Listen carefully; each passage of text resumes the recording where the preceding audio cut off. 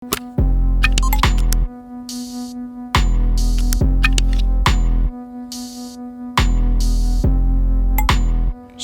kejahatan terjadi bukan hanya karena adanya niat pelaku, melainkan karena adanya kesempatan.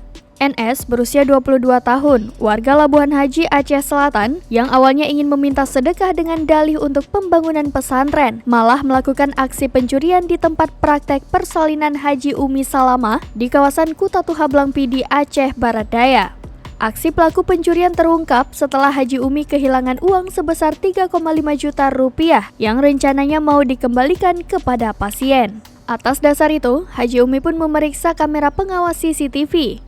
Berdasarkan hasil CCTV, terungkap pada pukul 13.48 waktu Indonesia Barat pada Kamis 16 Juni 2022, uang tersebut telah dicuri pelaku dengan modus membawa kotak amal.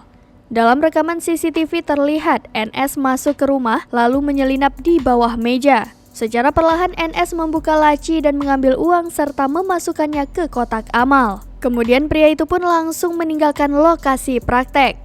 Kapolres Abdia AKBP Muhammad Nasution SIK melalui Kasat Reskrim Ibtu Rifki Muslim saat dikonfirmasi serambinews.com pada Jumat 17 Juni 2022 mengatakan bahwa dalam waktu kurang dari 1 kali 24 jam pelaku pencurian berkedok santri itu sudah ditangkap dan diamankan oleh Satreskrim Polres Abdia. Ia ditangkap sedang duduk santai di pantai kawasan Labuhan Haji bersama temannya. Kepada polisi, pelaku mengaku uang di tangannya hanya tersisa Rp870.000, selebihnya sudah digunakan untuk berfoya-foya. Dari Blang Pidi, Rahmat Saputra, Serambi On TV.